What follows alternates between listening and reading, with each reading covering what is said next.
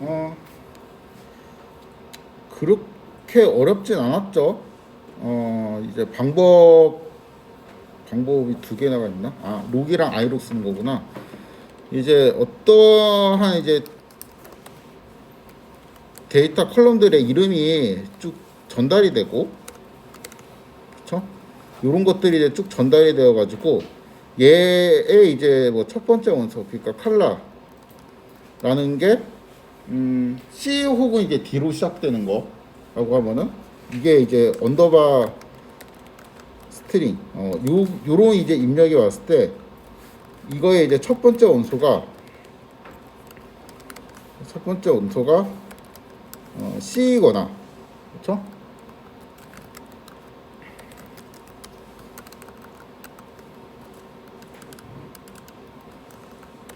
D, 요거를 체크를 해주면 되죠. 그래서 두 번째 원소를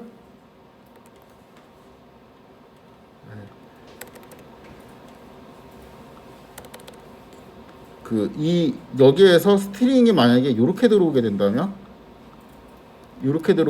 얘도 첫 번째 글씨가 C거나 D인지를 이제 체크를 해가지고 얘는 이제 D로 시작하니까 true가 나오게 되고, 만약에 이제 요런 게 입력으로 들어오게 된다면 false가 나오게 되겠죠. C도 D로도 시작하지 않잖아요.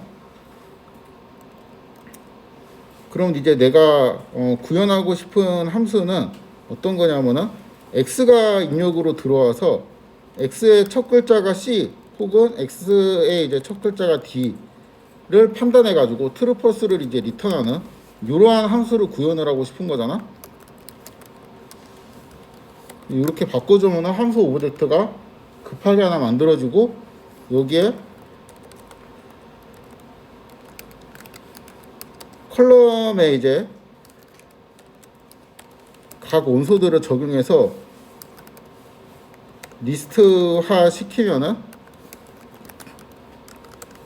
이렇게 트루 펄스 이렇게 나오게 되는데, 뭐 잘 되고 있는지 한 번만 체크하면은 첫 번째가 이제 칼라라고 되면 이게 C로 시작하니까 트루, 그 다음에 얘는 D로 시작하니까 트루, 세 번째는 N으로 시작하니까 펄스, 네 번째는 D로 시작하니까 트루, 다섯 번째도 D로 시작하니까 트루, 뭐 이런 식으로 해서 잘 동작하고 있는 것 같죠? 그래서 얘를 리스트화 시킬 것까지도 없이 이거 자체가 이미 이터러블 오브젝트니까 이렇게 전달을 하면은 C로 시작하거나 D로 시작하는 컬럼들이 쭉 뽑히게 되죠. 얘가 되면은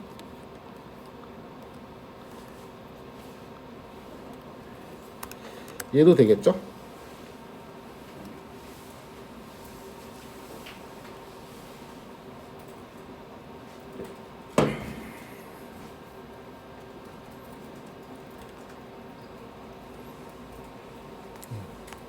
놀래라.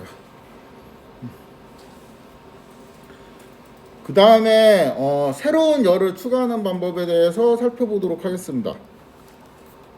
지금까지는 인덱싱에 대한 예제들이었고, 인덱싱이 다 끝난 게 아니에요. 놀랍게도 이거 말고 이제 짜잘한 테크닉들이 몇 개 있는데, 지금 제가 이제 뒤에 준비한 예제들을 풀 때는 이 정도면 충분한 것 같아갖고 이 정도 선에서 인덱싱을 마무리하고 나중에 뭐 필요하면 다시 돌아와서 이제 해보도록 하겠습니다. 새로운 열을 이제 할당, 그러니까 이거는 어떠한 데이터 프레임이 있을 때 새로운 컬럼을 추가해갖고 거기 이제 데이터를 넣는 걸 의미합니다.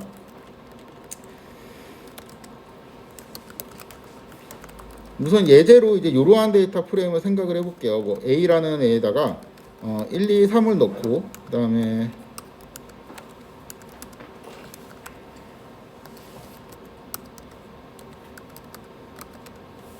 3, 4, 5. 이건 넣지 말자.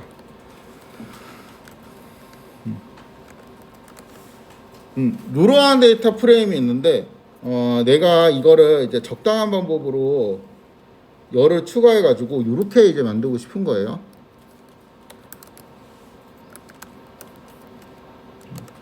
이런 식으로 만들고 싶은 겁니다. 이거는 지금 세로 선언을 하는 건데, 제가 열을 추가할 때마다 데이터 프레임을 그냥 새로 처음부터 다 선언할 수는 없으니까 여기 있던 거에다가 뭔가 이제 명령어를 쳐가지고 이러한 데이터 프레임 형태가 나오게끔 만들고 싶은 겁니다. 처음에는 이 C라는 데이터 프레임, 그러니까 234라는 C라는 데이터 프레임을 만들어 갖고 이거를 양옆에 이렇게 나란히 붙인다라고 생각을 할 수 있죠. 그러니까 C에서 C가 아니고 뭐지? 갑자기 기억이 안 나네. R에서 C바인드 같은 거를 이제 연상을 하시면은 어떠한 이제 매트릭스나 데이터 프레임 만들고 그 옆에 이렇게 이어서 이렇게 붙이는 방법, 그거를 이제 컨캣으로 하면 되죠. 그러니까 df 언더바 df라는 거 내가 이제 만들 건데 pd 데이터 프레임, 요런 이제 새로운 데이터 프레임, C라는 새로운 데이터 프레임을 만들어 갖고 3, 4, 5 이렇게 만들어 줍니다. 이렇게 되죠. 그 다음에 df 언더바 df를 1로 이렇게 연결을 해주면 이렇게 붙게 됩니다. 그렇죠? 이렇게 하면은 기존에 있는 AB만 있는 열에서 C가 이제 추가된 형태가 나오게 되죠. 이거 이렇게 하지 말아야 됩니다. 요거는 너무 복잡해요. 이렇게 하면 새로운 데이터 프레임 만들어 갖고 머리 이렇게 붙이는 방법은 너무 복잡하고 그냥 있는 방법에서 있는 데이터 프레임에서 이거는 그러니까 열을 추가한다기보다는 두 개의 데이터 프레임을 합치는 방법이에요. 근데 이제 하나의 열을 추가할 때 굳이 이렇게까지 할 필요가 없어서 이런 코드는 좀 지양을 하면 좋겠습니다. 시험 때 이렇게 쓰면은 강점은 전혀 없어요. 그냥 여러분들이 이제 힘든 것 뿐입니다.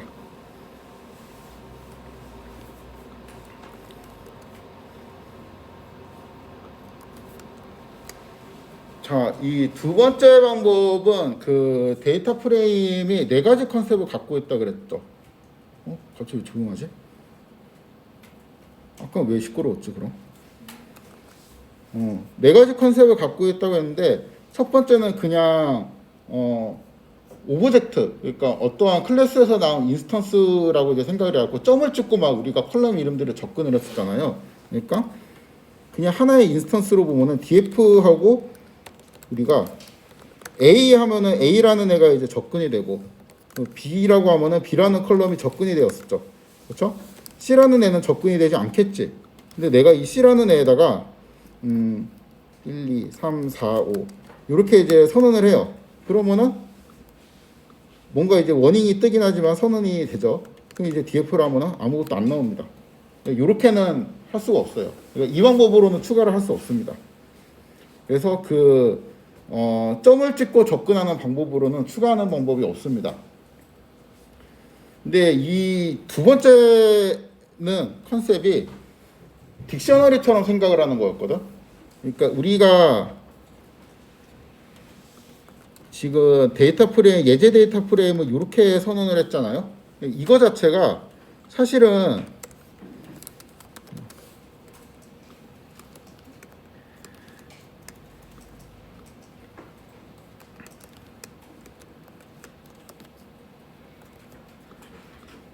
이렇게 볼 수가 있죠. 그쵸? 당연한 소리를 하고 있죠.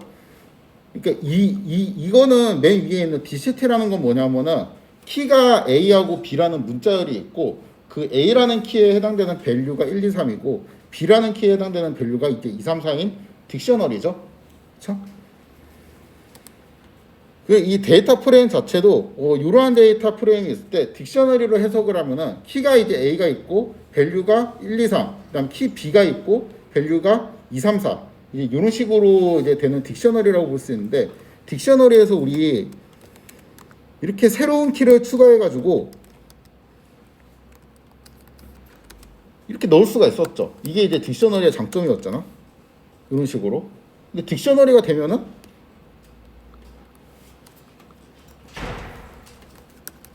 얘도 되겠죠? 왜냐면 얘는 그냥 딕셔너리니까. 그래서 이렇게 추가할 수가 있습니다. 그러니까 이러한 방식으로 딕셔너리 이제 원소에 이제 접근을 할 수 있는데, 접근할 이제 원소가 없으면은 새로운 이제 그 리스트나 뭔가 이제 원소들을 넣어갖고 할당을 해주면 돼요. 이게 예시 1이고,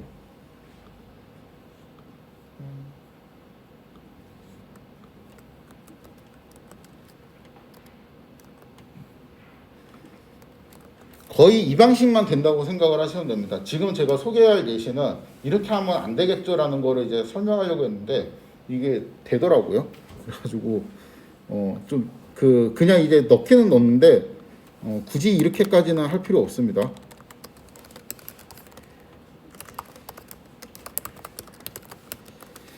내가 여러 개를 선언을 하고 싶어요. C라는 애를 3, 4, 5로 만들고 D라는 열을 새로 만들어 갖고 이번에는 4, 5, 6을 만들고 싶습니다.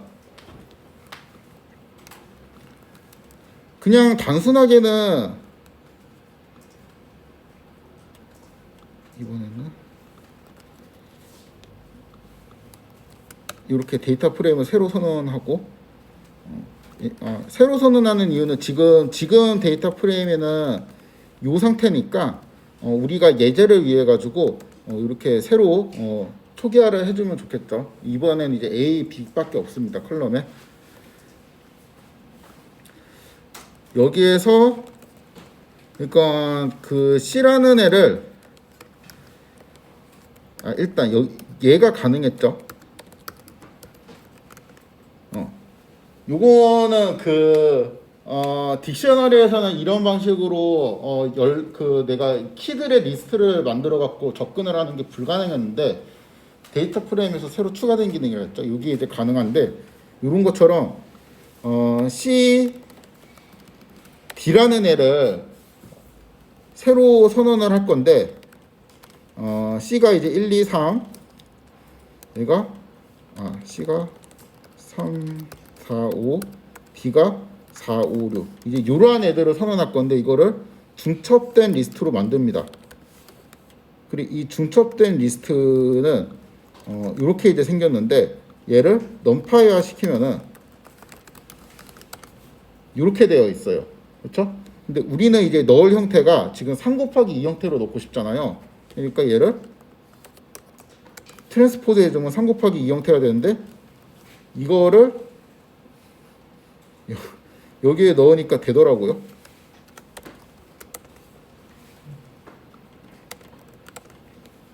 됩니다. 그쵸? 몰랐어요.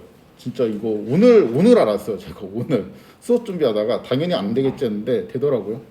굳이 이렇게까지 할 필요 없고 어떻게 하면 되냐? 그냥 이게 되잖아요. 요거 1번이 되니까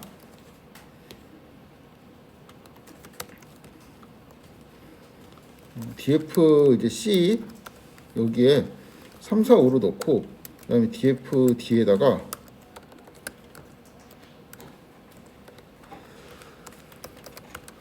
이렇게 넣으면 그냥 돼요. 그러니까 괜히 이제 머리 쌓여놓아서 어렵게 하지 말고 이렇게 넣으면 됩니다. 만약에 이게 난 두 줄 입력하는 게 너무 싫고 뭔가 이렇게 병렬로 딱딱 넣고 싶어요 라고 이제 하면은 그냥 이거를 좌변을 투플로 만들어주고 우변도 이렇게 만들어요. 그 다음에 그럼 이제 이 상태에서 얘가 이쪽으로 들어가고 얘가 이쪽으로 들어와서 그냥 튜플 언패킹에 의해서 쉽게 선언이 됩니다. 이렇게 선언하는 게 더 쉽습니다.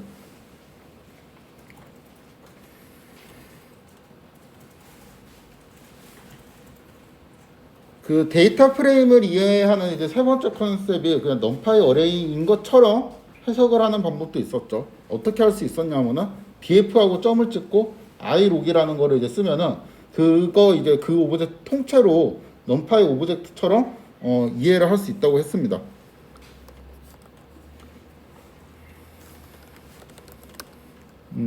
데이터 프레임 이제 새로 선언을 해주고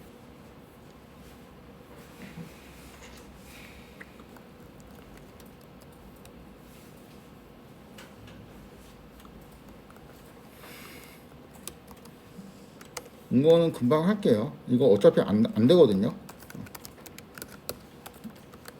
이렇게 하면 첫 번째 컬럼, 이렇게 하면은 두 번째 컬럼에 접근되고, 세 번째 컬럼에 내가 3, 4, 5로 넣고 싶다, 이런 거는 안 됩니다. 왜 안 되냐? 넘파이로 해도 안 되니까. 그러니까 넘파이로 해갖고 똑같이 해갖고 이제 되는 거면은 여기서도 되고, 안 되는 거면 여기서도 이제 안 된다라고 이제 생각하시면 됩니다. 그래서 그 마지막 이제 컨셉 4로 하는 경우가 종종 있을 겁니다.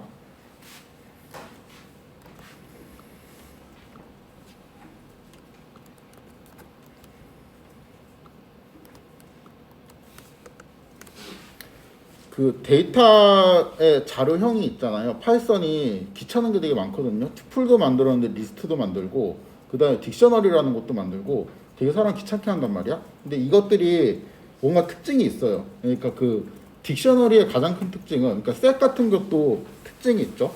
뭔가 이제 공통된 원소들을 뽑기에 되게 좋고, 딕셔너리의 가장 큰 특징은 새로운 키를 그냥 언제든지 만들어 갖고 그 데이터들을 이렇게 추가할 수 있고, 그 데이터를 키로 검색을 할 수가 있어요. 그러니까 이 특징이 있기 때문에 그 데이터 추가를 할 때 딕셔너리라고 이제 데이터 프레임을 이해하고 접근을 하는 문법이 훨씬 쉽습니다.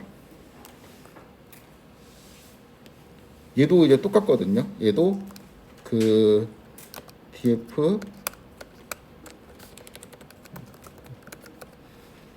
이 부분이 이제 딕셔너리처럼 해석이 되어서 3, 4 5 이렇게 하면은 잘 들어가죠.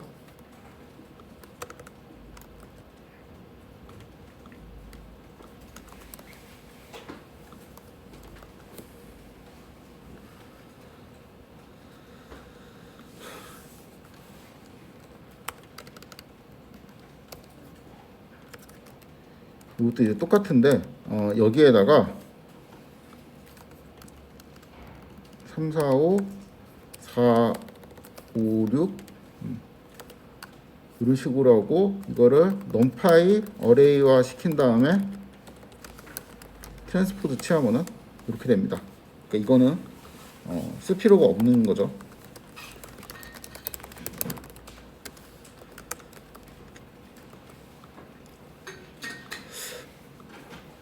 진짜 쓸 필요 없는 것 같아요. 제가 좀 이제 잘 몰라가지고 이런 방식이 유용할 수도 있을까라는 생각을 좀 해봤는데 잘 모르겠어요. 없는 것 같아요.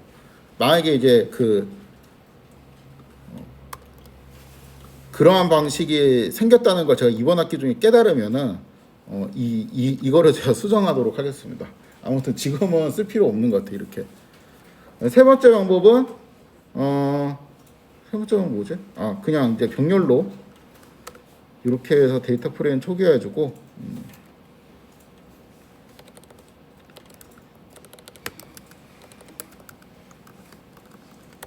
이게 제가 그냥 임의로 뭐 방법 1, 2, 3 이렇게 했는데, 모든 그 방법들이 1, 2, 3으로 이렇게 정리가 될 수 있는 건 아니에요.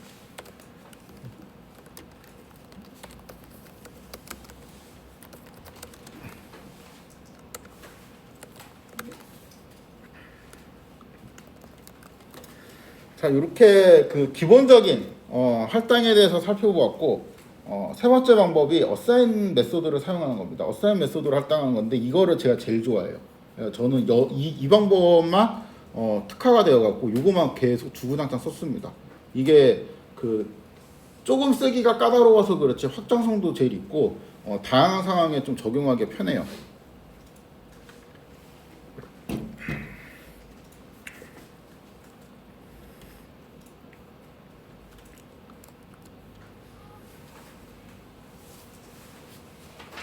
데이터 프레임을 다시 초기화시키고,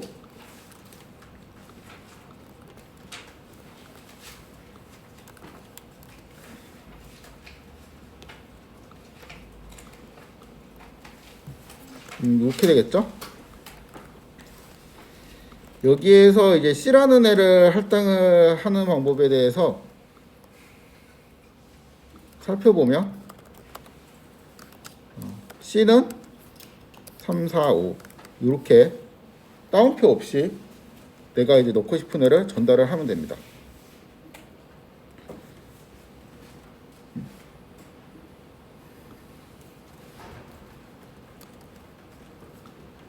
D도 할당을 하고 싶다. C는 3, 4, 5고 D는 4, 5, 6 이렇게 넣고 싶다라고 하면은 콤마를 쓰고 이어서 붙여버리면 돼요. 그렇죠?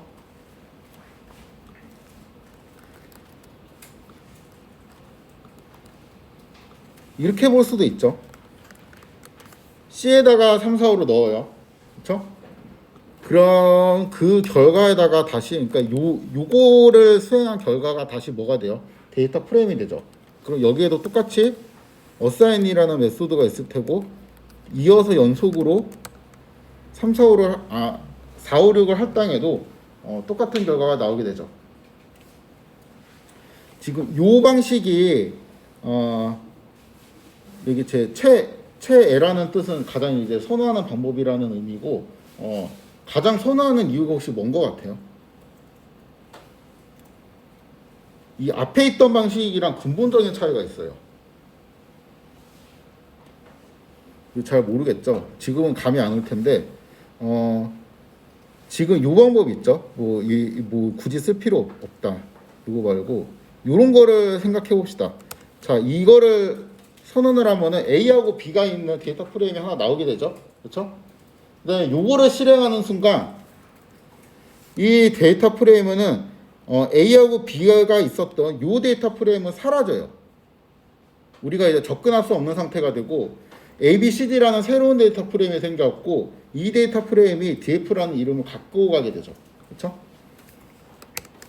그래서 이 그전의 방법들은 얘를 실행하는 순간 앞의 데이터 프레임으로 돌아갈 수가 없어요. 근데 이 DF 방법은 이렇게 하고 DF하고 어사인하면 얘가 나오잖아요. 근데 이 상태에서 다시 DF를 치면은 원래 데이터 프레임이 나오게 됩니다.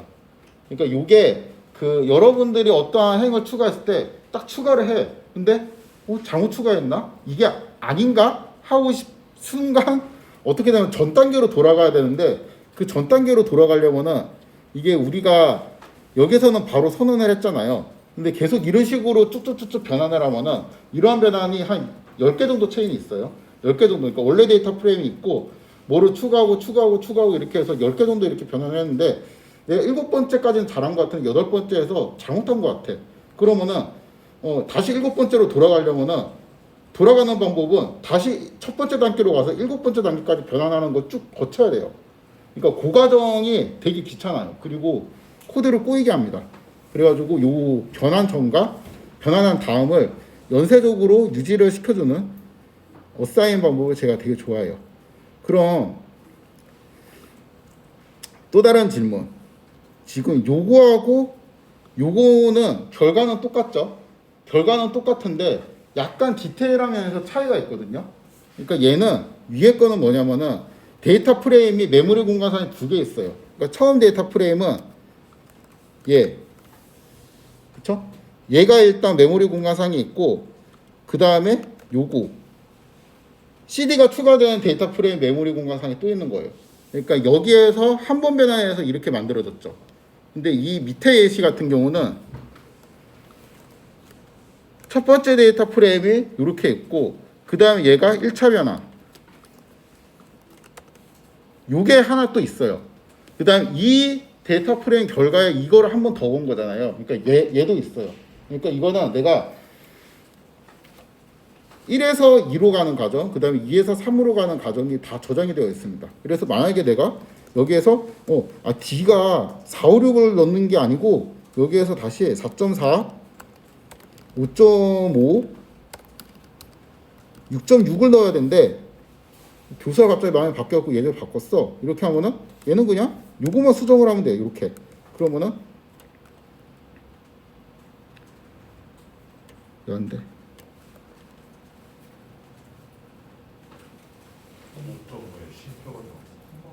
뭐라고요? 인덱스가 4개 들어갔어. 아, 그쵸. 이렇게 중간에서 수정을 하면 됩니다. 그리고 예를 들어 가지고 여기 뒷단계는 맞는데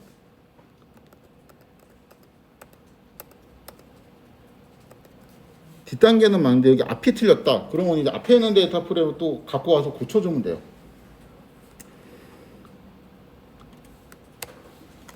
요게 이게 진짜 중요한 내용이에요. 제가 방금 한 게 진짜 중요하고 나중에 이것 때문에 그 전체 코드에 대한 구현 난이도가 미묘하게 확 달라집니다. 잠깐만. 그렇지. 그냥 네 번째 방법 이거 되게 좋아 보이거든요. 되게 좋아 보여요. 이거 한번 보여드리겠습니다.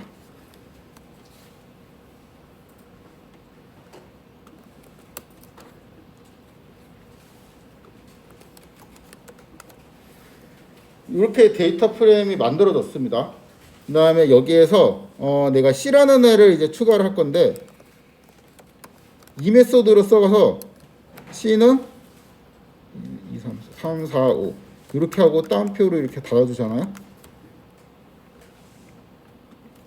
그러면 추가가 됩니다. 그렇죠?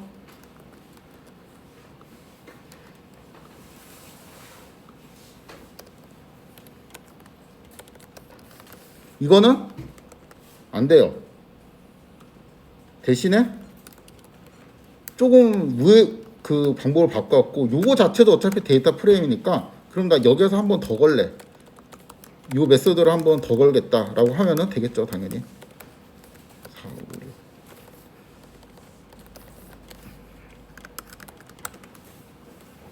그쵸? 이거 없는데 왜 이 3까지 있지? 뭐 있나?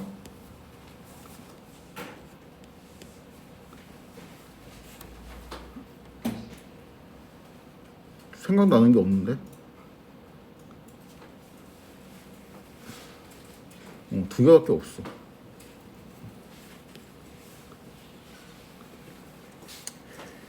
이렇게 하면 됩니다. 이게 되게 좋아 보이거든요. 근데 제가 이거를 좀 꺼려하는 이유가 있습니다. 요 예제를 보면은 아마 그 이유를 짐작하실 것 같은데 데이터 프레임을 이제 하나를 생성하고 X를 정규 분포에서 1000개 뽑고 Y도 정규 분포에서 1000개를 뽑아갖고 이러한 데이터 프레임을 만들도록 하겠습니다.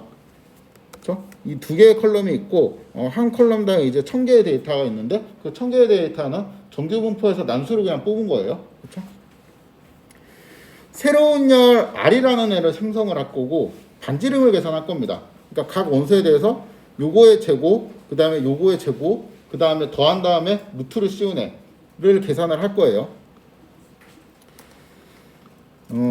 df 점 이제 x라는 애가 있으면은 이게 이렇게 판다스 시리즈 같은 애가 나오는데 이 판다스 시리즈는 그냥 넘파이 어레이랑 거의 비슷하다고 보면 돼요. 그러니까 예를 들어 갖고 이러한 연산이 이제 브로드캐스팅으로 가능합니다. 그리고 df y 이러한 연산도 브로드캐스팅으로 가능하게 돼요.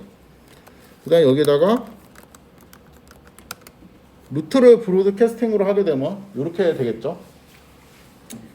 이 열들을 df r 이렇게 선언을 해가지고 넣어주면 되겠죠. 이 상태로 이렇게 해도 되고 이렇게 하면 원래 데이터 프레임이 유지가 잘 안 되니까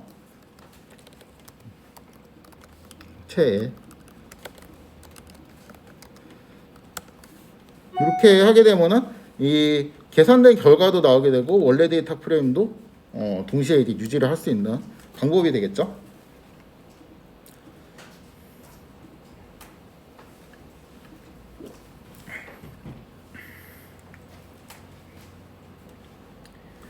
이렇게 할 수도 있는데 내가 여기는 우연히 다 브로드캐스팅이 되는 함수였는데 브로드캐스팅이 안 되는 함수를 내가 각각 적용해서 세 번째 컬럼을 만들고 싶을 때도 있잖아요.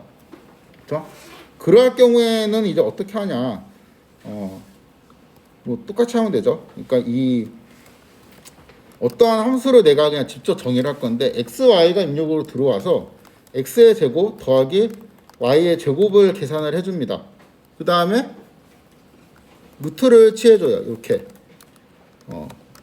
이런 거를 리턴해주는 어떠한 함수를 만들고 싶다면은 앞에다가 람다를 붙이고 얘를 이렇게 화살표로 땡땡으로 바꿔주면 되죠. 그럼 이 함수를 dfx랑 dfy 각 원소에 이렇게 적용을 해서 리스트화 시키면 이렇게 되죠. 얘를 df 새로운 원소 아래 값들로 할당을 하면은 똑같은 결과가 되죠. 이거를 지우면 어떻게 되냐?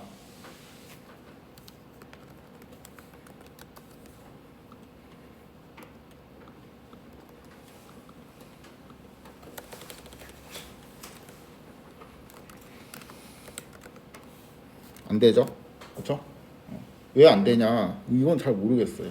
이건 다 눌러봐야 돼. 근데 그 가장 안전한 방법은 리스트화 시켜갖고 뭐를 이제 넣으면 되고, 그 다음에 이렇게 할당을 할 때 이게 될 것 같거든요. 이게 또 다음 버전에서 이게 될 수도 있어. 그런 거 많이 봐가지고 하여튼 지금은 안 됩니다.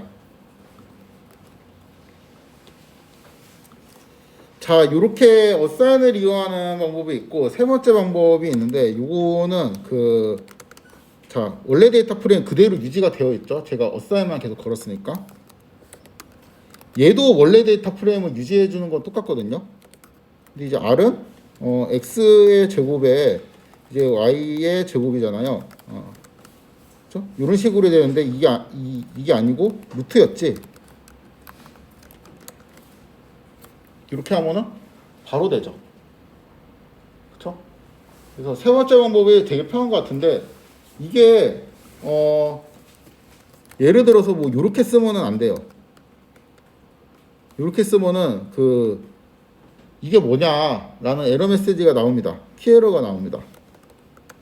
이렇게 하면 되고. 그래서 이게 공식 문서를 찾아보면은 파이썬 익스프레션이나 그러니까 파이썬에서 일반적으로 쓸 수 있다고 생각되는 표현식 혹은 넘파이에서 일반적으로 쓸 수 있다고 그러니까 MP를 빼고 MP점을 빼고 쓸 수 있다고 생각되는 표현식을 넣으면은 잘 동작한다라고 되어 있는데 그 범위가 어디까지인지 모르겠어요. 제가 그러니까 이렇게 스트링으로 전달을 해가지고 뭐가 이렇게 나오는 게 그냥 일반적인 연산도 뭐 더하기 빼기 나누기 뭐 이런 것들이 이제 당연히 되고 그 다음에 웬만한 이제 단순한 계산들도 이제 되는 거는 맞는데 그게 이제 어디까지인지 범위를 제가 좀 명확하게 안 나갔고 되게 좋아하면서 쓰다가도 한 번씩 이제 에러 메시지가 날 때가 있기 때문에 선호하진 않아요. 되게 좀 꺼려지게 되더라고.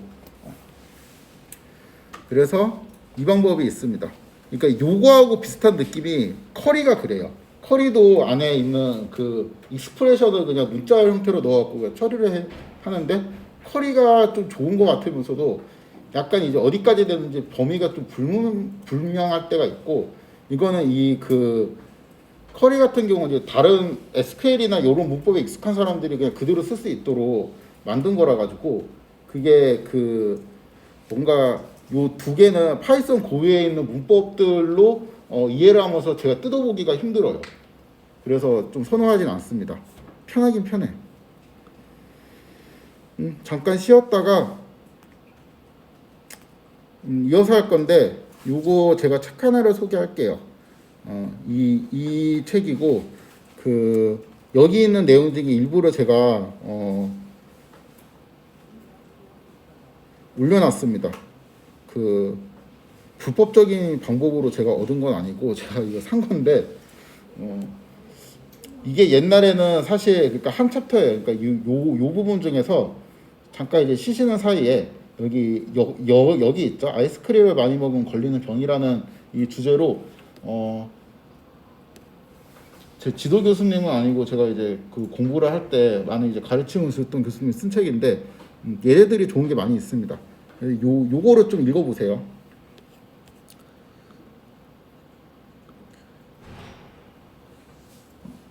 30분에 다시 시작하도록 하겠습니다.